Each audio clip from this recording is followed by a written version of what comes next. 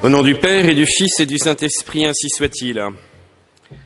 Chers frères, ce dimanche, avec cette belle parabole du grain de sénévé qui devient l'arbre et qui abrite tous les oiseaux du ciel, c'est bien sûr l'annonce du royaume de Dieu et donc de l'Église qui va se répandre avec une croissance incroyable et qui va permettre aux hommes du monde entier de connaître ce royaume. C'est donc l'annonce de la progression du royaume et l'annonce aussi de la progression de la grâce dans le monde, justement, ces cœurs endurcis qui vont pouvoir découvrir l'amour du Christ et de cette progression vers la sainteté. Le royaume de Dieu étant à la fois le mystère de l'Église et ce mystère de la grâce qui se répand dans les cœurs, nous touchons à un point fondamental de l'histoire de notre foi chrétienne, qui est l'identité même de l'Église. L'Église doit être en croissance continue. L'Église doit être en croissance continue, c'est le mystère de l'évangélisation qui fait partie de son histoire et qui fait partie de l'identité même de la foi chrétienne. Eh bien, ce que je vous dis là, malheureusement, n'est plus accepté aujourd'hui dans pas mal de secteurs de l'Église, ou du moins n'est pas toujours vécu.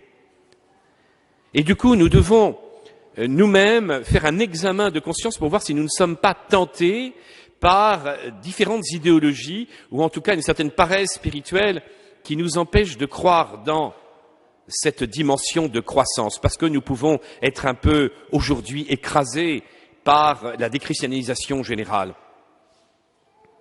Alors, deux erreurs importantes et puis la solution.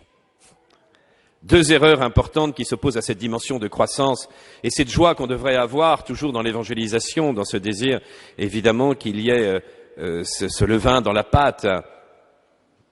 C'est, première erreur, l'enfouissement. De croire que le christianisme est là justement pour être uniquement enfoui, et que nous n'avons pas à témoigner de notre foi annoncée par la parole.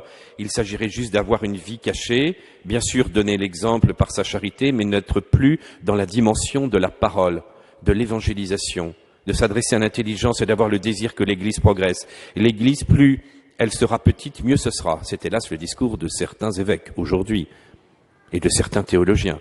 Moins on est nombreux, mieux c'est, il y a la qualité. Puis plus on disparaîtra, mieux ce sera. Cette aberration est hélas aujourd'hui très répandue dans différents secteurs de l'Église. Encore aujourd'hui, c'est-à-dire que l'Église n'aurait pas à connaître une croissance et la progression de l'Église ne serait pas importante parce qu'en fin de compte, c'est un monde uniquement enfoui.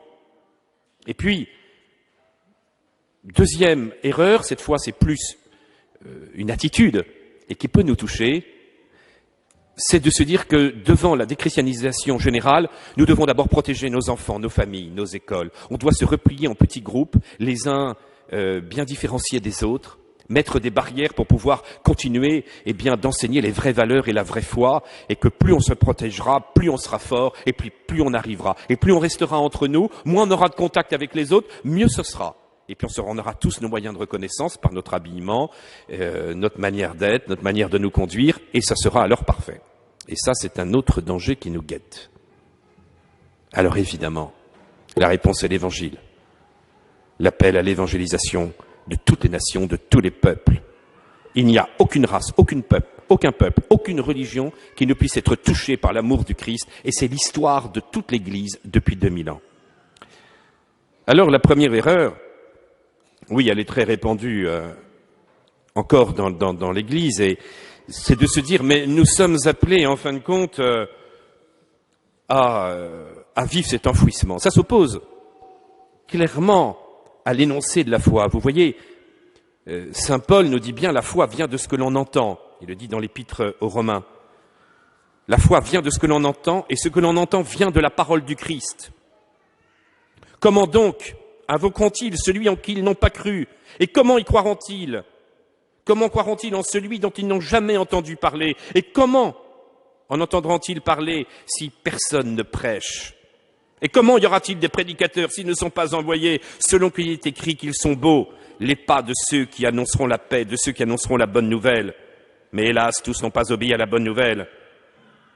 Aussi Isaïe dit-il, qui a cru à notre prédication? N'ont-ils pas entendu au contraire leur voix qui est allée sur toute la terre et leur parole jusqu'aux extrémités du monde? Il annonce, saint Paul, et déjà Jésus bien sûr nous l'avait dit, mais que la parole de Dieu va aller jusqu'aux extrémités du monde. Il dit par ailleurs dans l'Épître aux Romains, oui, Jésus par qui nous avons reçu la grâce et l'apostolat pour amener en son nom à l'obéissance de la foi tous les païens.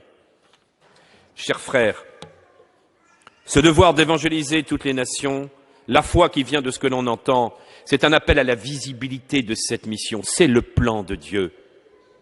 Dans l'Ancien Testament, la manifestation de la gloire de Dieu se manifestait par la conquête d'Israël et par évidemment les miracles puissants que Dieu avait fait pour le peuple pour qu'il puisse traverser la terre, l'Égypte, pour vivre cet exode, qu'il puisse traverser ce désert et qu'ils puissent enfin arriver en terre promise. Et quand ils étaient fidèles à Dieu, il y avait une force dans l'unité du peuple et dans cette puissance. C'était la manifestation de la visibilité, de la puissance de Dieu dans l'Ancien Testament. Mais quelle est la visibilité de la puissance de Dieu? C'est la parole de Dieu répandue.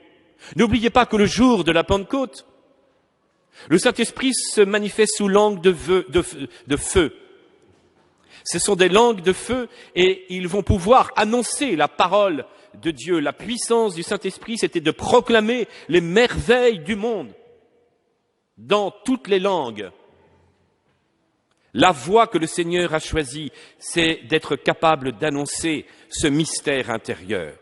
C'est donc une grave erreur de croire que la foi n'a pas besoin d'être annoncée, transmise par la parole, par l'enseignement, par ce qui est en fin de compte proprement humain.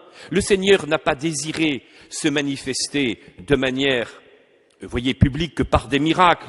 Le Seigneur veut que nous ayons le courage, dans la fidélité à son enseignement, à son peuple, d'annoncer cette parole de Dieu, de pouvoir la transmettre. C'est cette voie de la transmission et de la puissance de Dieu. C'est le plan de Dieu. Ce n'est pas à nous de le remettre en cause. Et c'est l'histoire, du coup, de l'évangélisation depuis 2000 ans. Alors, cette notion de l'enfouissement, entre autres qui vient du modernisme, qui veut ramener la foi à un simple sentiment religieux et que toute expérience religieuse vécue dans l'intime de la conscience permettrait à l'homme de trouver son épanouissement en Dieu. Et donc que nous n'avons pas à imposer une vérité parce que la vérité, ce sont des germes de divin en nous. Et que nous n'avons pas à recevoir la vérité révélée et à pouvoir annoncer cette parole. Ça serait de la propagande. Et ça, on l'entend dire souvent. Du prosélytisme religieux. Vous n'avez pas à annoncer cette parole parce que chacun vit déjà quelque chose de Dieu dans sa propre expérience personnelle. Cette vision de l'enfouissement qui commence à être dépassée par toute la génération Jean-Paul II, heureusement, cette vision de l'enfouissement qui est évidemment fausse et théologiquement et philosophiquement, parce que c'est le problème du rapport à la vérité qui sauve. On ne veut pas d'une vérité extérieure à nous qui sauve. En fin de compte, on veut être sauvé par nous-mêmes. C'est ça le fond du problème. L'orgueil de l'enfouissement, il est là. Tout ce que je vis moi-même, c'est très bien et ça me suffit. Et j'ai pas besoin de me prendre la tête pour aller voir les autres et annoncer une vérité qui m'oblige à sortir de moi-même. C'est ça le fond du problème.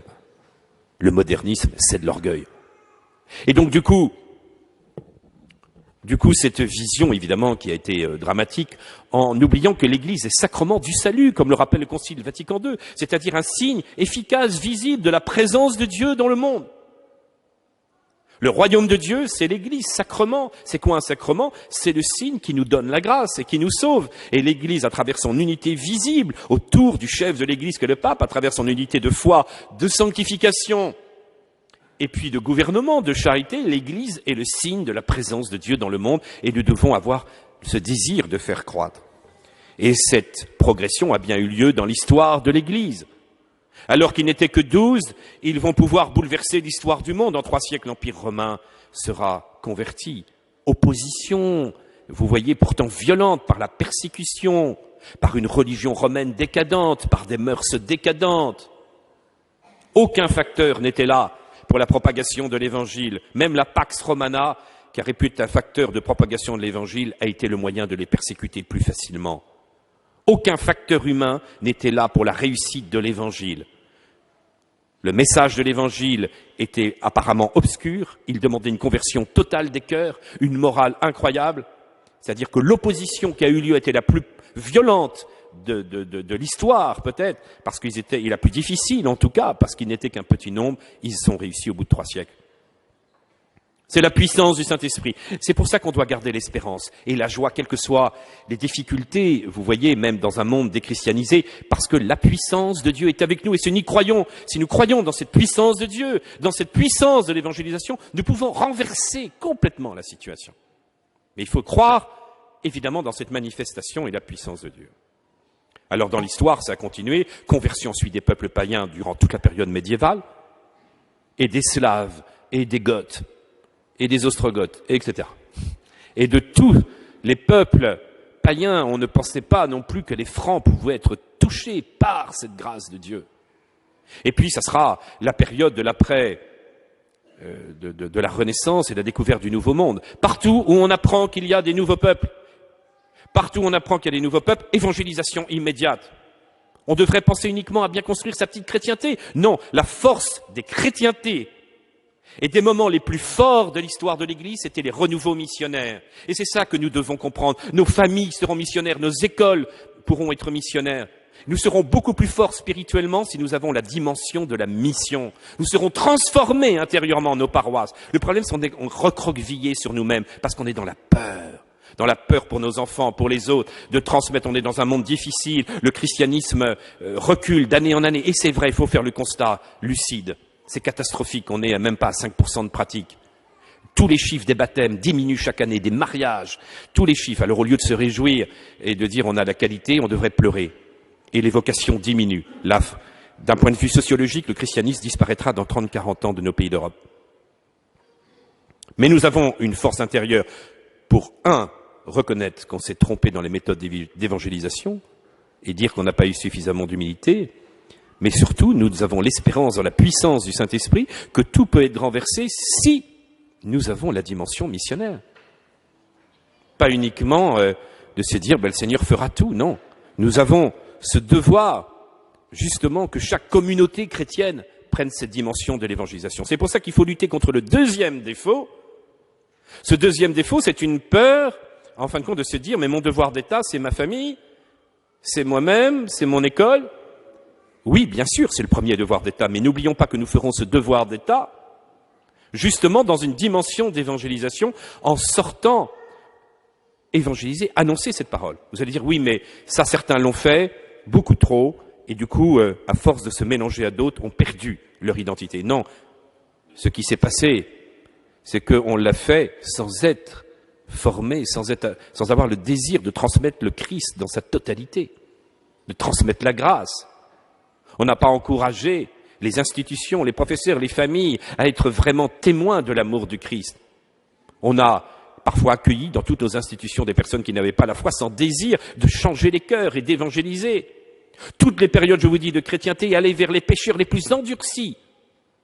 C'est pour ça qu'on ne doit jamais exclure, ça fait partie de la qualité de l'évangélisation, on ne doit jamais exclure quelqu'un. Il faut être dur envers le péché, mais jamais envers le pécheur.